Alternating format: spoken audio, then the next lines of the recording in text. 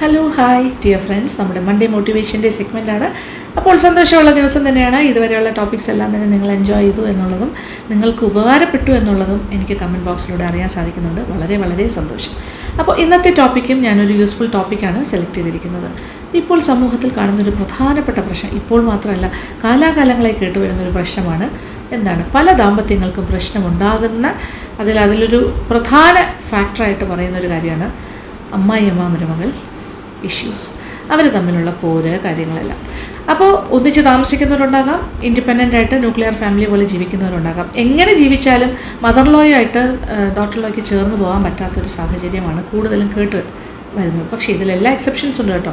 നല്ല ഒരു പ്രശ്നവുമില്ലാതെ പോകുന്ന എത്രയോ വീടുകളുണ്ട്. പക്ഷേ ഞാനൊരു ജനറലായിട്ട് പറയുന്ന കാര്യങ്ങളാണ് പ്രശ്നങ്ങളുള്ളവർക്ക് വേണ്ടിയിട്ട്. പിന്നെ ഒരുപാട് കാലങ്ങളായിട്ട് പ്രശ്നങ്ങളുള്ള വീടുകളിലേക്ക് എനിക്ക് കൂടുതൽ കാര്യങ്ങളൊന്നും പറഞ്ഞു തരാൻ പറ്റില്ല, കാര്യം അത് ഒരു ശീലമാണ്. പക്ഷേ ഇനിയുള്ള ജനറേഷൻ, ഒരു ന്യൂ ജനറേഷൻ മദർ ലോസിന്, കാരണം ഇപ്പോഴത്തെ മദർ ലോസ് ഒക്കെ വളരെ ചെറുപ്പമാണ്.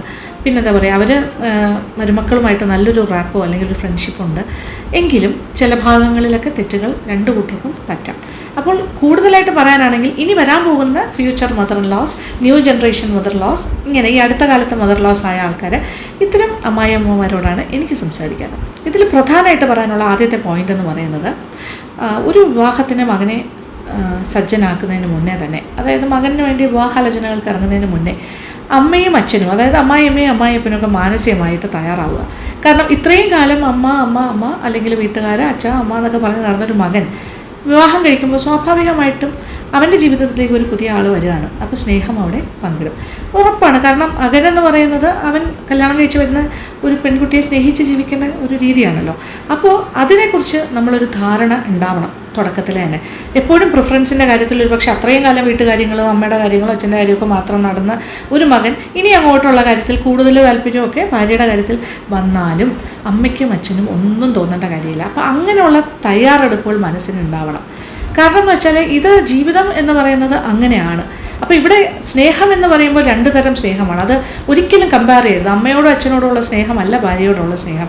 അപ്പോൾ എല്ലാം വ്യത്യസ്തമായ തലങ്ങളിൽ തന്നെ ചിന്തിക്കണം. ആ സ്നേഹം അത് വേറെ, ഈ സ്നേഹം വേറെ. അപ്പോൾ സ്നേഹമൊന്നും നഷ്ടപ്പെടുന്നില്ല, ഷെയർ ചെയ്ത് പോയാലും അത് വ്യത്യസ്തമായ സ്നേഹം മാത്രമാണ്. അപ്പോൾ അങ്ങനൊരു തയ്യാറെടുപ്പ് ആദ്യമേ ഉണ്ടാകണം. അത് വന്നാൽ തന്നെ പകുതി പ്രശ്നം തീരും. പിന്നെ രണ്ടാമത്തെ കാര്യം, വന്നു കയറുന്ന പെൺകുട്ടി എന്ന് പറയുമ്പോൾ ആ കുട്ടി വരുന്നത് തന്നെ മറ്റൊരു വീട്ടിൽ നിന്നാണ്. വേറൊരു സാഹചര്യത്തിൽ, വേറൊരു അച്ഛനും അമ്മയും വളർത്തി വിട്ടിരിക്കുന്ന ജീവിത സാഹചര്യവും ചുറ്റുപാടും ഒക്കെ വ്യത്യസ്തമാണ്. രീതികൾ വേറെയാണ്. വേറൊരു സംസ്കാരത്തിൽ നിന്ന് തന്നെ ആയിരിക്കും ഒരു പക്ഷേ ആ കുട്ടി വരുന്നത്. നമ്മളുടെ വീട്ടിൽ ഒരു പക്ഷേ നമുക്ക് അത്രയ്ക്ക് അടുത്തറിയുന്ന ഒരു കുട്ടിയാണെങ്കിൽ ഈ പറയുന്ന കാര്യങ്ങളൊന്നും ബാധകമല്ല. പക്ഷെ അല്ലാത്തൊരു കുട്ടിയാണെങ്കിൽ, അപ്പോൾ അങ്ങനെ വരുമ്പോൾ ആ കുട്ടി വരുന്നത് തന്നെ പണ്ട് തൊട്ടേ കേട്ടിട്ടുള്ളതാണ് മദർലോ അമ്മായിയമ്മ പോര്. അപ്പോൾ അങ്ങനെ ഒരു ഇൻഹിബിഷനോട് കൂടി അല്ലെങ്കിൽ ഒരു മുൻവിധിയോട് കൂടി തന്നെ ആയിരിക്കും ആ കുട്ടി വരുന്നത്. അമ്മയെ എങ്ങനെ പ്ലീസ് ചെയ്യും, അമ്മയ്ക്ക് എൻ്റെ രീതികൾ ഇഷ്ടപ്പെടുമോ, അങ്ങനെയൊക്കെയുള്ള ഒരുപാട് ആങ്സൈറ്റീസും കൊണ്ടായിരിക്കും ആ കുട്ടി വരുന്നത്.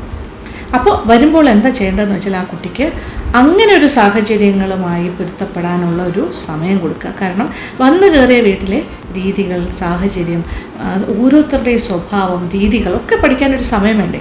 അപ്പോൾ എടുത്തു ചാടി സിനിമാ സ്റ്റൈലിൽ ഒരു ഒരു ക്ലീഷേ സ്റ്റൈലിൽ മരുമകൾ ഇങ്ങനെയൊക്കെ ആയിരിക്കണം, വന്നു കയറിയാൽ രാവിലെ വെളുപ്പിനെ എഴുന്നേറ്റ് അടുക്കളയിൽ കയറി ചായ ഇട്ട് മുറ്റം അടിച്ച്, അല്ലെങ്കിൽ മകന് ചായ കൊണ്ട് കൊടുത്ത്, അല്ലെങ്കിൽ അമ്മായിയച്ഛനെയൊക്കെ നോക്കി ആ കാര്യങ്ങൾ, ഞങ്ങളുടെ കാര്യങ്ങളൊക്കെ നാളെ തൊട്ടിനി അവളാണ് നോക്കേണ്ടത് എന്നുള്ള രീതിയല്ല വേണ്ടത്.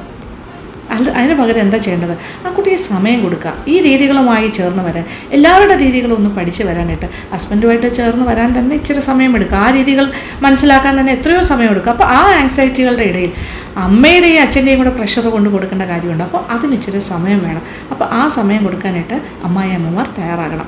സാവധാനം കാര്യങ്ങളൊക്കെ പറഞ്ഞ് മനസ്സിലാക്കി കൊടുക്കുക. നമ്മളുടെ വീട്ടിലൊരു കുട്ടി അവരുടെ ഒരു മകളാണ് വേറൊരു വീട്ടിലേക്ക് വിവാഹം കഴിച്ച് പോയാൽ അവർക്കുണ്ടാകുന്ന ഒരു ആങ്സൈറ്റി ഉണ്ടല്ലോ, എൻ്റെ മകൾ അവിടെ എങ്ങനെ ആയിരിക്കണം, എത്ര സമയമാണ് അവിടെ ആ വീട്ടിൽ ആ കുട്ടിക്ക് അഡ്ജസ്റ്റ് ചെയ്യാനായിട്ട് വേണ്ടി വരിക, അതൊക്കെ മനസ്സിലുണ്ടാവുമല്ലോ. അതുപോലെ ഒരു സാഹചര്യം ഈ കുട്ടിക്കും കൊടുക്കണം. അപ്പോൾ എപ്പോഴും ചിന്തിക്കേണ്ടത്, ഓരോ കാര്യം ചെയ്യുമ്പോഴും ചിന്തിക്കേണ്ടത്, എൻ്റെ മകളാണ് ആ സ്ഥാനത്തെങ്കിൽ ഞാൻ എങ്ങനെയായിരിക്കും കാണുന്നത് എന്ന് തന്നെ വിചാരിക്കണം മരുമകളുടെ കാര്യത്തിൽ. അപ്പോൾ ഒരു പ്രശ്നം ഉണ്ടാവില്ല. അപ്പോൾ സാവധാനം ആ കുട്ടി ആ വീടിൻ്റെ രീതികളുമായി ചേർന്ന് വരും.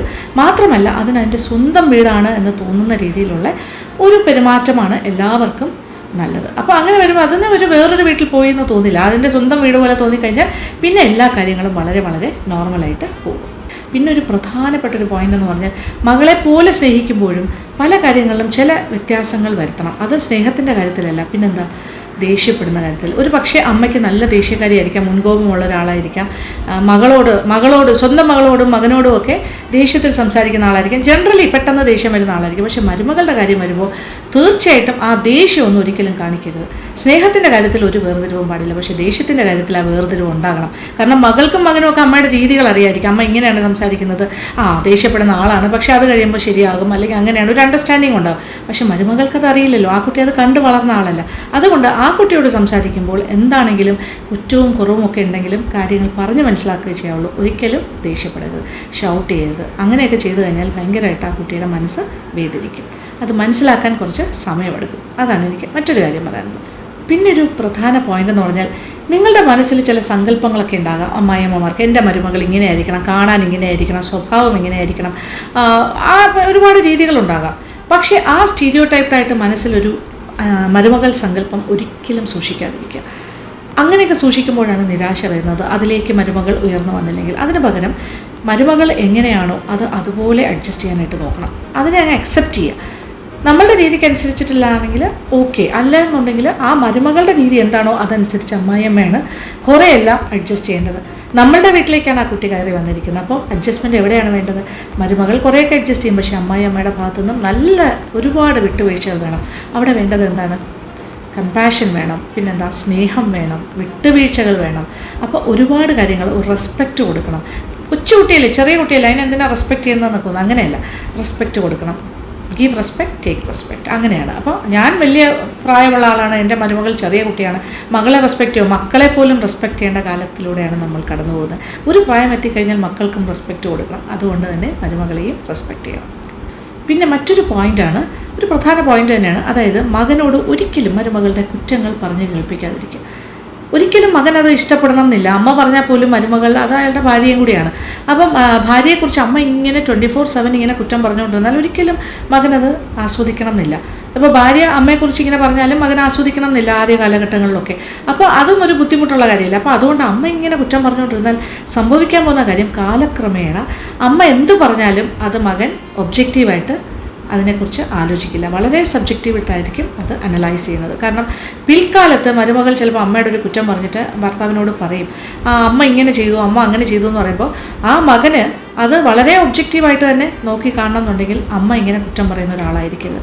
അല്ലെങ്കിൽ എന്ത് പറ്റും, മകൻ വിചാരിക്കും ഭാര്യ പറയുന്നതാണ് ശരി, കാരണം അമ്മയ്ക്ക് അവളെ എന്തായാലും ഇഷ്ടമല്ലല്ലോ, അപ്പോൾ പിന്നെ അതിലെന്തോ കാര്യമുണ്ട് എന്ന് വിചാരിച്ച് വളരെ സബ്ജക്റ്റീവായിട്ട് തിങ്ക് ചെയ്യും. അപ്പോൾ പ്രത്യേകം ശ്രദ്ധിക്കേണ്ട കാര്യം, മകനോട് ഒരിക്കലും മരുമകളുടെ കുറ്റം ഇങ്ങനെ പറയാതിരിക്കുക. എന്തെങ്കിലും കുറ്റവും കുറവുണ്ടെങ്കിൽ വളരെ സൗമ്യമായ ഭാഷയിൽ തന്നെ കുറച്ച് പറയാൻ പറ്റുന്ന കാര്യങ്ങളാണെങ്കിൽ മകളോട് തന്നെ പറയുക, മരുമകളോട്.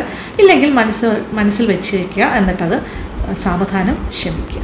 പിന്നെ അടുത്തൊരു പ്രധാന പോയിൻ്റ് എന്ന് പറയുന്നത് എന്താണ്, മരുമകളുടെ കുറ്റം ബന്ധുമിത്രാദികളോടും ചർച്ച ചെയ്യാതിരിക്കുക. കുറ്റവും കുറവും ഇല്ലാത്ത മനുഷ്യരില്ലല്ലോ.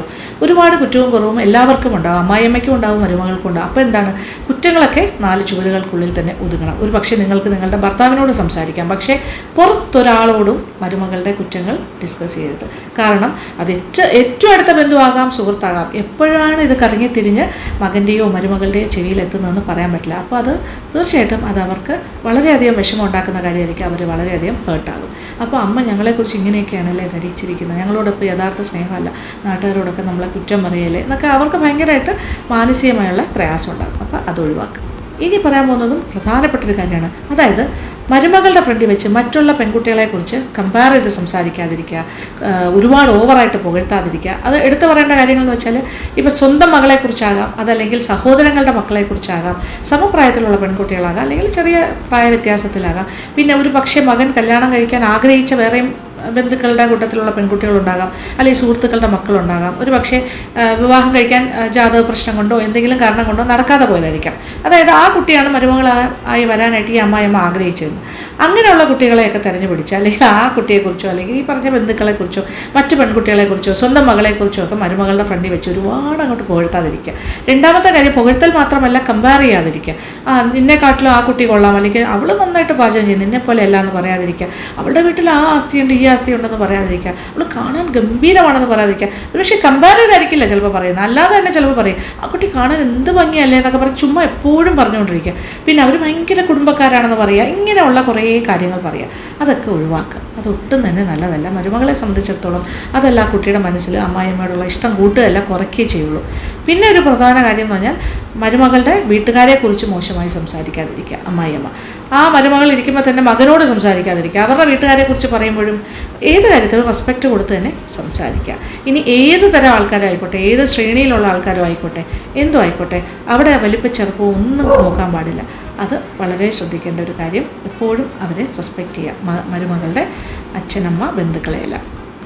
പിന്നെ മറ്റൊരു പ്രധാന കാര്യം, അപ്പോൾ വിവാഹം കഴിപ്പിച്ചയച്ച മകൾ അവരുടെ മക്കളൊക്കെ ആയതിനു ശേഷം അമ്മയുടെ വീട്ടിലിടയ്ക്കൊക്കെ വന്ന് താമസിക്കാൻ വരുമ്പോൾ പെട്ടെന്ന് അതുവരെ കൂടെ താമസിക്കുന്ന മകനും മരുമകളും കൊച്ചുമക്കളും ഒക്കെ ഉണ്ടാവും.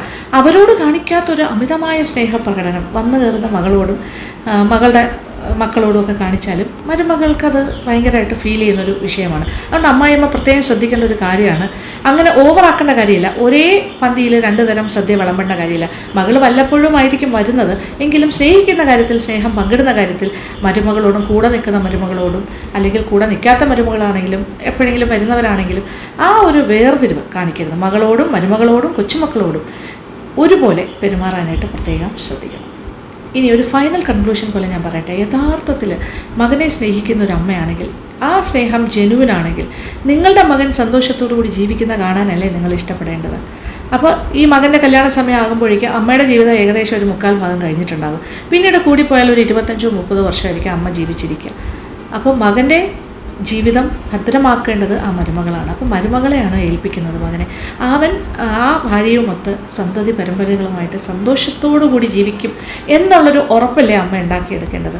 എന്നാലല്ലേ അമ്മയ്ക്ക് സന്തോഷത്തോടു കൂടി പിന്നീട് ഭാവിയിൽ കണ്ണടയ്ക്കാൻ സാധിക്കുള്ളൂ. അപ്പോൾ അവരുടെ ജീവിതം കുട്ടിച്ചോറാക്കിയിട്ടാണോ അമ്മ സന്തോഷിക്കേണ്ടത്? അല്ല, ഒരിക്കലുമല്ല. അപ്പോൾ മകൻ്റെ സന്തോഷമാണ് വലുതെങ്കിൽ, മകൻ്റെ സന്തോഷം ആ മരുമകളുമായിട്ടുള്ളൊരു നല്ല ജീവിതമാണെങ്കിൽ, തീർച്ചയായിട്ടും ആ മരുമകളെ മകനെ സ്നേഹിക്കുന്നത് പോലെ തന്നെ സ്നേഹിക്കണം. അവരുടെ സ്നേഹത്തിൽ അമ്മ സന്തോഷിക്കണം. ആ സ്നേഹം കണ്ടാണ് അമ്മ സന്തോഷിച്ച് ജീവിക്കേണ്ടത്. അപ്പോൾ അതായിരിക്കണം യഥാർത്ഥത്തിലുള്ളൊരു അമ്മായിയമ്മ. അപ്പോൾ നല്ല അമ്മായിയമ്മ എന്ന് പറഞ്ഞാൽ മകനെ സ്നേഹിക്കുന്ന, മകനെ പോലെ തന്നെ മരുമകളെയും സ്നേഹിക്കുന്ന ഒരു അമ്മയായി മാറാനായിട്ട് സാധിക്കണം. അപ്പോൾ ഇതൊക്കെയാണ് എനിക്കിതിനെക്കുറിച്ച്, ഈ വിഷയത്തിനെക്കുറിച്ച് പറഞ്ഞു തരാനായിട്ടുള്ളത്. അപ്പോൾ ഈ വിഷയത്തിൽ ഞാൻ പറഞ്ഞ ഈ കാര്യങ്ങളിൽ നിന്ന് എന്തെങ്കിലുമൊക്കെ കാര്യങ്ങൾ, ഏതെങ്കിലുമൊക്കെ പോയിൻറ്റ്സ് നിങ്ങൾക്ക് എപ്പോഴെങ്കിലും എവിടെയെങ്കിലുമൊക്കെ ഇനി ഭാവിയിൽ ഉപകാരപ്പെടുമെന്നുണ്ടെങ്കിൽ തീർച്ചയായിട്ടും ഞാൻ സന്തോഷവതിയാണ്. എന്തായാലും സന്തോഷം.